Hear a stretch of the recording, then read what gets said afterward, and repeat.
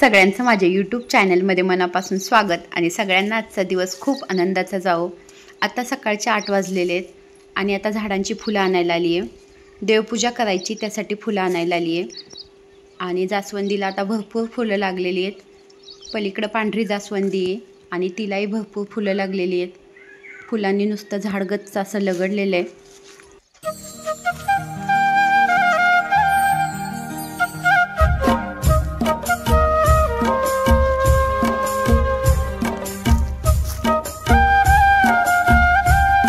ह्या चिक्कूच्या झाडाला पहिला चिक्कू लागलेला आहे आणि चिक्कू आता एवढा मोठा झालेला आहे। छोट्या छोट्या कळ्याही आलेल्या आहेत चिक्कूच्या झाडाला। आणि इकडे हे केळीचं झाड आहे, तर आता हा घड काढायला आलेला आहे। केळी पिवळी झालेली आहे त्याच्यामुळे हा ही घड काढायला आलेला आहे। मस्त केळी मोठी झालेली आहे ह्यावेळेस। आणि हे बघा मी हा आंबा लावलेला आहे, त्याचे आंबे बघा केवढे छान मोठे झालेले आहेत। आता हा आंबा खाल्ल्यानंतरच कळेल की कुठल्या जातीचा आंबा, कारण घरी जे आंबे आणले होते त्याची कोय लावली होती, त्याच्यामुळे हा आंबा असा छान झालेला आहे आणि भरपूर आंबे लागलेले आहेत। फुलं आणून आता मी ही देवपूजा करून घेतलेली आहे आणि रांगोळी काढायची राहिली होती, त्यासाठी हा छाप उमटवायला लागली आहे। हाताने सकाळच्या गडबडीच्या वेळेस रांगोळी काढायला वेळ लागतो, त्याच्यामुळे हा छाप उमटवलेला आहे। छाप उमटून पटकन रांगोळी होते। आणि आज स्वयंपाकामध्ये मला बनवायचे इडली सांबर, त्यासाठी ही तुरीची डाळ घेतलेली आहे, चांगली स्वच्छ धुवून घेतलेली आहे। तुरीच्या डाळीचं सांबर छान लागतं, त्याच्यामुळे तुरीची डाळच घेतलेली आहे आणि चांगली स्वच्छ धुवून घेतलेली आहे। 1 वाटीभर तुरीची डाळ घेतलेली आहे आणि ह्या तुरीच्या डाळीमध्ये मी टाकलेले अर्धा चमचा मीठ आणि थोडीशी हळद। आणि आता तुरीची डाळ मी कुकरमध्ये शिजायला घालायला लागली आहे। सांबर बनवण्यासाठी मी आत्ताच आमच्या घरच्या शेवग्याच्या ह्या शेंगा आणलेल्या आहेत आणि हा कढीपत्ताही आणलेला आहे। सांबरमध्ये फक्त एकच शेंगा घालायची, पण शेवग्याच्या 5-6 शेंगा मिळाल्या त्या मी घेऊन आलेली आहे। आत्ता शेवगा लावला आहे पण त्याला शेंगा आता चांगल्या छान लागलेल्या आहेत। सांबर बनवण्यासाठी मी जे हे काही साहित्य काढलेले आहे ते आता कापून घ्यायला लागली आहे, म्हणजे कांदा उभा कापून घेतलेला आहे आणि बाकीचं मग कोथिंबीर टोमॅटो हे कापून घ्यायचं आहे। तर आता मी हे सगळं कापून घेतलेले आहे। तर हे बघा टोमॅटो, लाल मिरच्या, लसूण, आलं, खोबरं, कांदा, हे मेथी आहे, कोथिंबीर, शेवग्याच्या शेंगा आणि कढीपत्ता, हा सगळा मी मसाला व्यवस्थित धुवून स्वच्छ करून घेतलेला आहे। आणि आता फोडणीची तयारी करते। तोपर्यंत कुकरच्या 3 शिट्ट्या झालेल्या आहेत आणि डाळ एकदम छान शिजलेली आहे। आणि फोडणीसाठी आता मी कढईमध्ये तेल ओतलेले आणि तेलामध्ये मी टाकलेली आहे मोहरी आणि मोहरी अशी छान तडतडली की त्याच्यामध्ये मग मी आता हे जिरं टाकलेले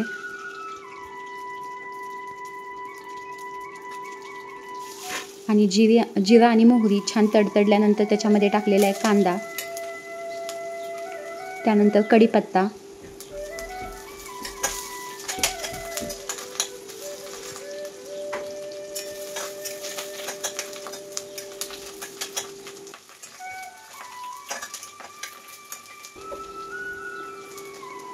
त्यानंतर टाकलेले टोमॅटो, शेवग्याच्या शेंगा आणि ह्या लाल मिरच्या आणि ही जी काही मेथी होती ते टाकून घेतलेली आहे आणि छान असं भाजून घेतलेलं आहे। शेवग्याच्या शेंगा आणि टोमॅटो थोडेसे शिजावे लागतील आणि त्याच्यामध्ये टाकली आहे चिमूटभर हळद आणि आलं आणि लसूण खोबरं ह्यांची जी काही पेस्ट बनवली होती ती टाकून घेतली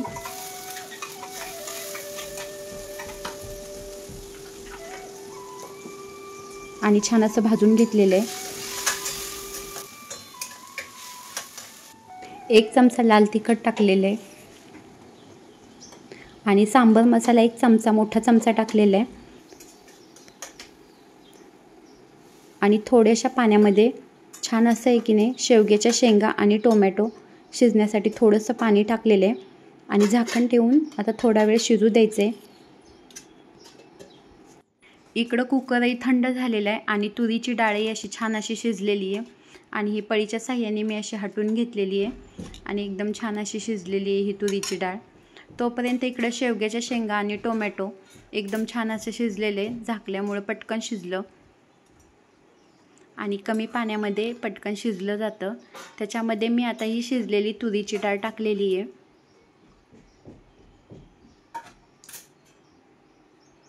आणि आवश्यकतेनुसार पाणी टाकलेलं आहे आणि वरून मस्त अशी कोथिंबीर टाकलेली आहे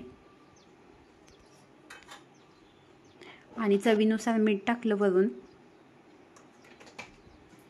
आणि चिंच आणि गुळाचं जे पाणी करून ठेवलं होतं ते असं वरून टाकून घेतलेले आणि हे बघा असं छान असं सांबार तयार झालेले।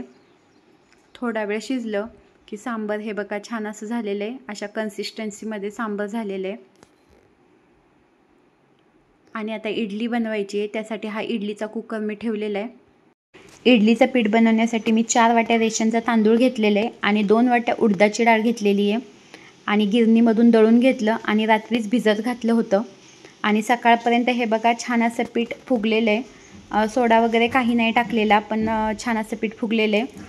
आत्ताचं हवामान असं आहे की त्याच्यामध्ये काही टाकण्याची आवश्यकता नाही, कारण दमट हवामान आहे, त्याच्यामुळे पीठ छान फुगलेलं आहे। आणि ह्या जे इडलीच्या कुकरचे जे भांडे आहेत त्याच्यामध्ये मी आता इडल्या टाकणार आहे।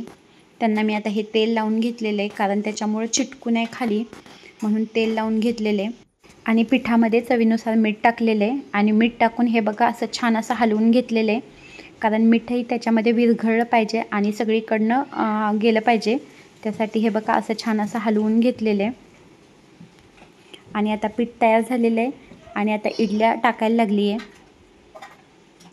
आणि अशा हे इडल्या टाकून घेतल्या आणि मग कुकर लावून घेतलेला आहे।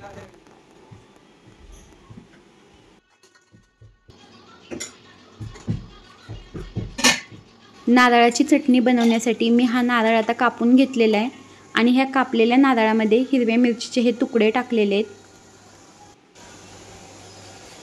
ह्याच्यामध्ये अर्धी वाटी डाळ टाकलेले, त्यानंतर अर्धा चमचा साखर टाकलेली आहे आणि चवीनुसार मीठ टाकलेले आणि थोडंसं पाणी टाकलेले। पाणी आपण वाटताना आहे की नाही, अजून आपल्याला पाण्याची आवश्यकता भासली तर अजून पाणी टाकायचं आणि ही चटणी वाटून घेतलेली आहे। आणि इडली शिजले की नाही हे पाहण्यासाठी हा चाकू मी आत इडलीमध्ये घातलेला आहे। चाकूला जर काहीच चिकटलं नाही तर मग इडली तयार झालेली आहे आणि चिकटलं तर मग इडली अजून तयार व्हायला वेळ आहे असं समजायचं। आणि आता ह्या चटणीसाठी मी ही फोडणी तयार करायला लागली आहे आणि त्यासाठी कढईमध्ये तेल ओतलेले, त्याच्यामध्ये अर्धा चमचा जिरं टाकलेले, त्यानंतर अर्धा चमचा मोहरी टाकलेली आहे आणि जिरं आणि मोहरी छान तडतडली की त्याच्यामध्ये कढीपत्ता टाकलेला आहे आणि छान असा भाजून घेतलेला आहे। आणि हे बघा हा चटणीमध्ये टाकलेला आहे आणि ही नारळाची चटणी छान अशी तयार झालेली आहे। इडली बरोबर खाण्यासाठी डाळ आणि शेंगदाण्याची चटणी मिक्स केलेली छान लागते। आणि आता इडली तयार झालेली आहे आणि इडलीतली सगळी भांडी मी बाहेर काढलेली आहेत आणि जर आपण ती नाही काढली तर ते वाफेचं पाणी इडलीवर खालच्या इडलीच्या भांड्यावरती पडून इडली ओली होते आणि मग ती चांगली लागत नाही, ओलसर होते। त्याच्यामुळे मी ही सगळी भांडी बाजूला काढलेली आहेत आणि आता ही इडली काढून घेतलेली आहे आणि छान अशी इडली झालेली आहे माझी तयार। आता आतून फोडल्या तरी अजिबात घट्ट वगैरे नाहीत, एकदम आतून एक छान अशा पोकळ झालेल्या आहे, सोडा वगैरे काहीही टाकलेला नाही तरी एकदम छान अशा पोकळ इडल्या तयार झालेल्या आहेत। आणि आता मी ही ताटं तयार केलेली आहेत आणि इडली सांबार चटणी सगळं भरून आता मी जेवायला मुलाला वाढायला लागली आहे। तुम्ही जर माझ्या चॅनलवर नवीन असाल तर माझ्या चॅनलला सबस्क्राईब करा, व्हिडिओला लाईक करा, कमेंट्स करा आणि व्हिडिओ आवडत असतील तर शेअरही नक्की करा।